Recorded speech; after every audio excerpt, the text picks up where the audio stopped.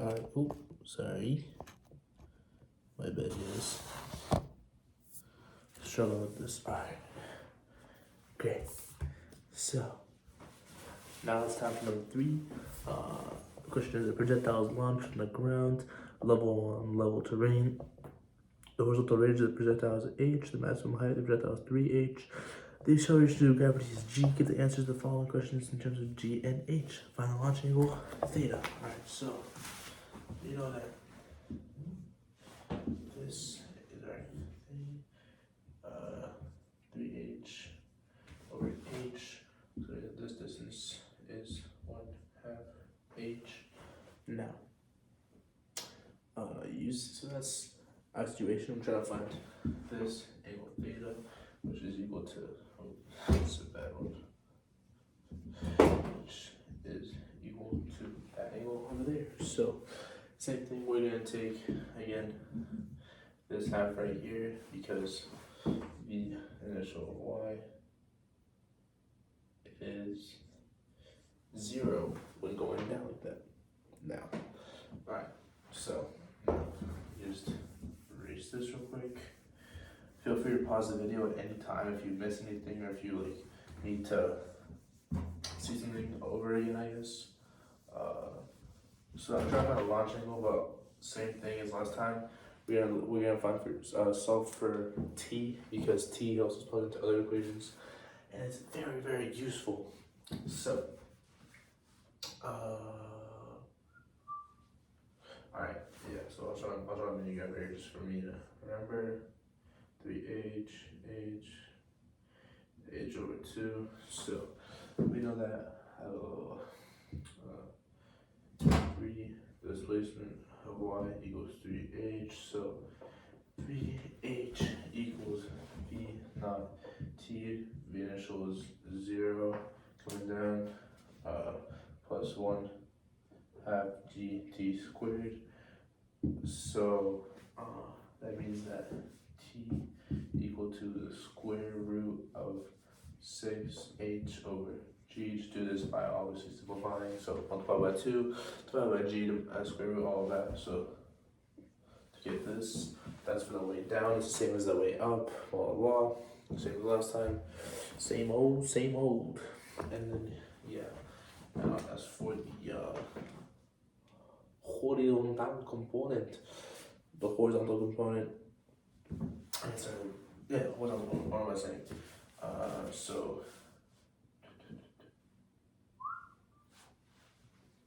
I need to stop.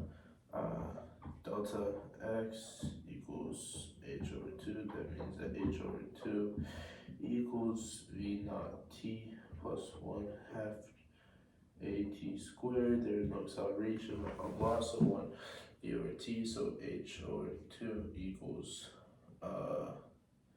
v initial times this value right here. Divide both sides by this value to get h over 2 over root 6h over g, which just equals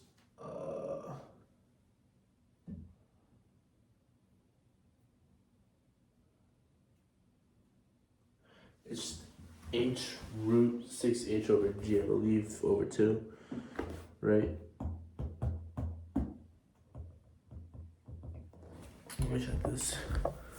That there. Then what did I do?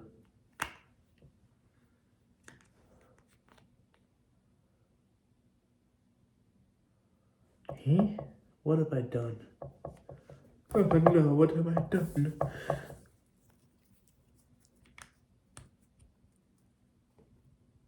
Yeah, that's fine, right? Yeah. Alright. So that means that, yeah, this equals velocity initial x. We can figure this is 1/2 h, and that equals velocity final x. And since these two angles are the same, we're going to solve for this angle right here, which will then give us the answer for the longitudinal because they're the same. And so, like, so same tactic as the last one, just I guess different thing we're solving for. I don't know how to explain that. I don't know. Anyways, so now we have our value for v final x. So we need to solve for v final y. So we know that velocity final equals velocity initial, which for the y is 0, plus gt. So that means that velocity final of y equals g times square root of 6h over g. Next up, like the other one, like number, I believe 2.5 it was. We're gonna take again, and go back up here. It's gonna be tangent theta equals velocity final y over velocity final x. Therefore, theta equals tan of velocity final y over velocity final x. And then having those same values in mind, we know that therefore theta equals arctan of velocity final y is g root 6h over g all over 1/2 h over root 6h, all of this over root 6h over g. State change flip to multiply these both out, to get state change flip inside of here. I'm sure you probably know what that is. So that means that we'll have to here with g times 6h over g all over 1/2 h, and then you can cancel out the g's, so we're left with 6h over 1/2 h, cancel out the h's. 6 over 1/2 is just 12, so that means that 12, we're trying to find the arctangent of 12, and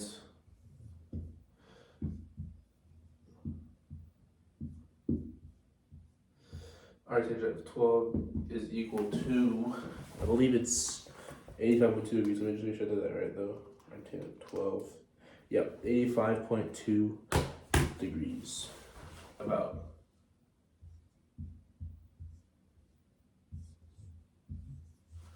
And voila, that is how you do number 3, part A. Now, let's do number part B, sorry. So, now, part B is quite simple. Actually, I'll just do the rest because they're all pretty straightforward. So let me just, with this. Alright, so for part B, all we gotta do is we know that t equals t for the way, for this part, t for the way down, which is equal to t for the way up. T is 6h over g for the way to go down. Therefore, whole trip equals 2t equals 2 square root of 6h over g. And so time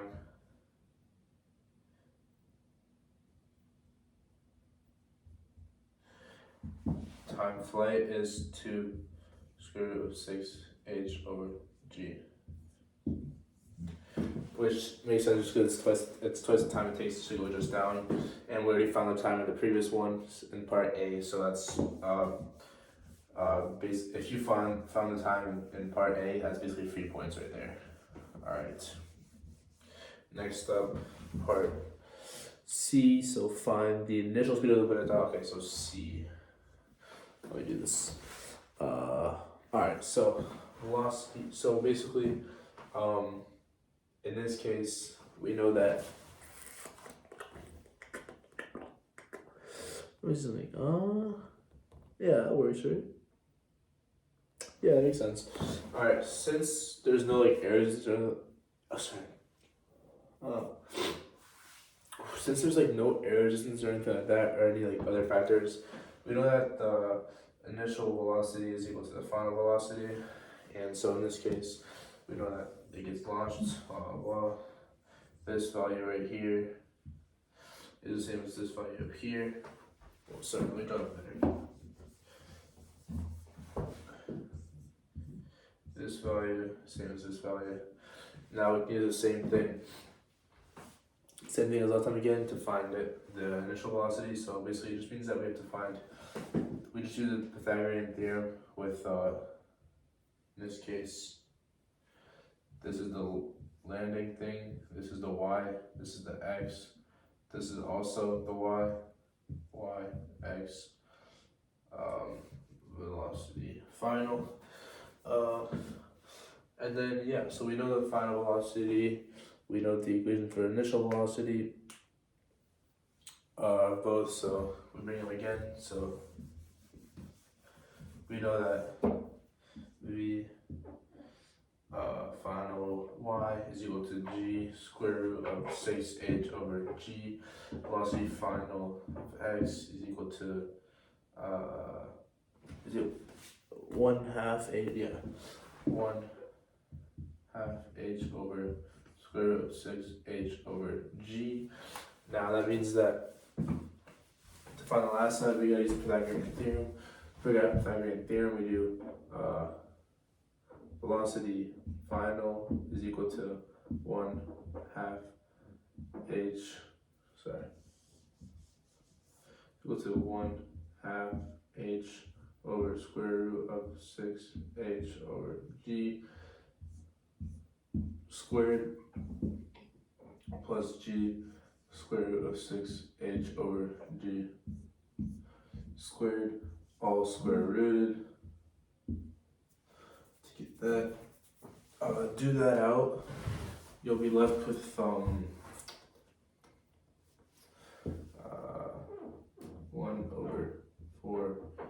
squared over 6h over g. This will cancel with this. Then plus also plus g squared times 6h over g. These cancel out, so you're left with 6hg. Here it's 8 goes up here. 8 over 4 is 2. So here we're left with 2 equals square root of 2h over 6. You guys see that? You can, right? Yeah, you can. Alright, square root of 2h over 6 plus 6g. Oh god. Yeah, 6hg, that works too.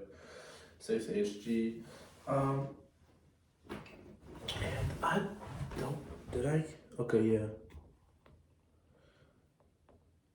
Hold up. Wait a minute. Something ain't right.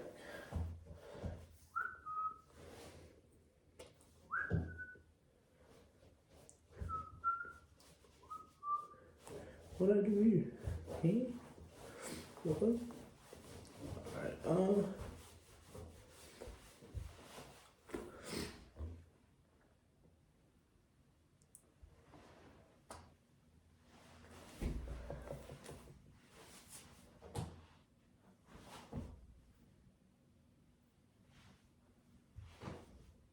Sorry, give me a sec, guys. The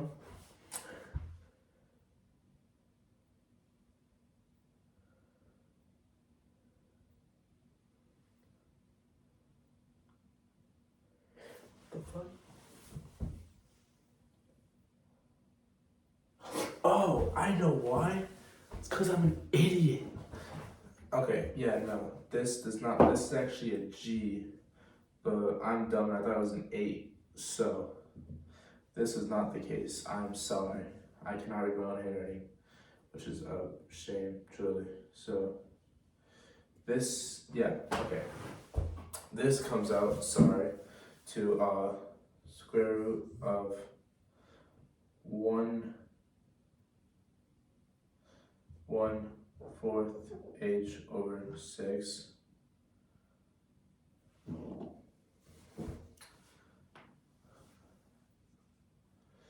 plus 6 g h, right? Over 6 over g, state change flip. What? Yeah, okay. So that, okay, yeah, I keep forgetting g. Okay, so now that means that this is, cross that out, this times g over 6, so 1/24 g h, there you go, plus 6 g h, which means that, if we bring this back up to here, sorry, I have very limited space in this board. Bring this back up, we're left with 6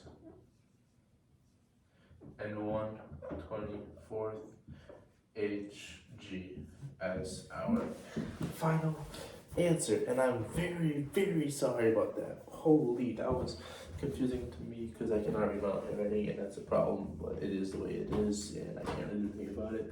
Other than probably write better, but I'm not doing that, so yeah, anyways. Alright, so next up, consider part E. That's the one that you wanted, Sam. So part E, it's probably too late for you guys to even watch this anyways, so yeah. Consider 2 points on the trajectory located at height 2h over the ground. What is the horizontal distance between those 2 points? Hit draw a diagram. So we have 2h, that means that the height coming down from the top is h over here. Height coming down from h over here. Oh, so free. Okay. So now, okay, yeah, that's free. So, h. Yeah, so we need to find the amount of time it takes to do that. So we know that this is h, it's y, delta y equals h. That means that this is v naught t, again 0 plus 1/2 gt squared. That means that t equals 2h over g all square rooted. This times 2 is for the total time. We'll talk about that later. Now we have the t. Sorry.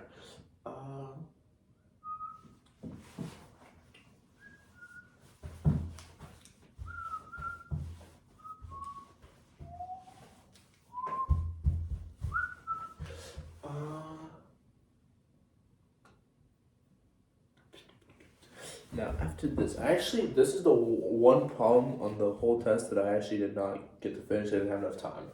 So I'm trying to figure this out with you guys. Now, so we have t for this one.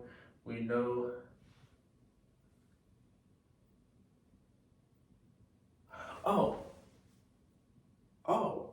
okay, that makes sense. Yeah. Okay. Huh. What?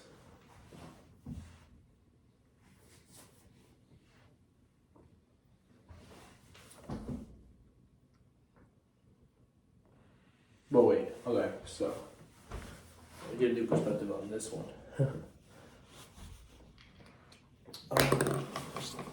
let me sit with this one for a second, you guys. Just because I had something in mind, but I forgot what I was gonna do. So we're given the time.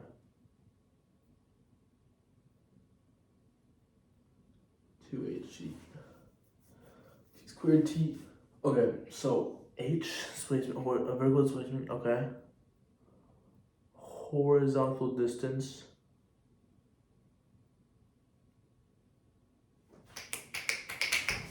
Alright, now, alright, so hear me out, guys. So we know the equation of delta x equals v naught t plus 1/2 at squared. For the horizontal axis, the horizontal velocity does not change because the acceleration is not like 0, so this is all 0. We have this equation right, this part of the equation right here, so let's just ignore this part of it. So that's delta x equals v naught t, and in this case try to find delta x, right? So I'm gonna erase this just because this is like for visual. Basically that means that we actually know, so t in this case is this, and then delta x is I'm sorry, and then so that is t right there for that equation. So already right here, just so we have it, equals v naught t, and we know that v naught is equal to we found v final from last time, and v naught was 1/2 h all over square root of 6h over g, I believe. Sorry, my g's with like h's, and I don't know why. Let me just make sure that's the case. That is the case. So that's perfect. We can derive the equation every time, but if you already have it from a part before the problem, might as well use that. Save some time, you know what I'm saying? So now we can just multiply these two together, so we get delta x. Oh, that's terrible x. Delta x equals 1/2 h over 6 over g times square root of 2h over g. Perfect. Okay.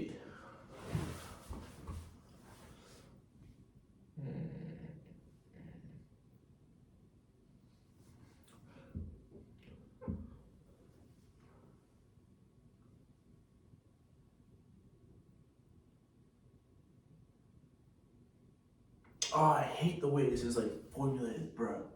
So I'm just erase this so I have some space.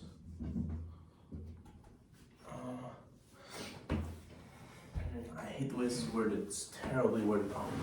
Well, it's well worded, but terribly annoying.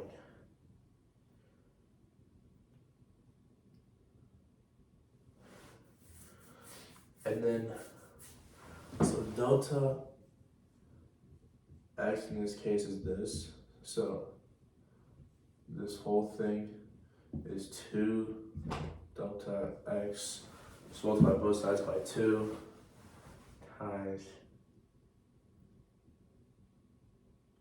times, okay, so this times 2 for this. I do can just go right into this h right here, so that is this with 1. So now we're left with h times square root of 2h over g all over square root of 6h over g. And then I think you might as well leave it like that, no? Horizontal distance, yeah. I think so. I think you might have to leave it like that, guys. Cause yeah, so I suppose if I draw it more neatly for you guys.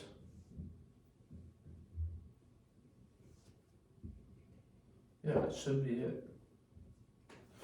So yeah, that's, I believe, your answer for part E. H. I really don't see how we could spend this anymore.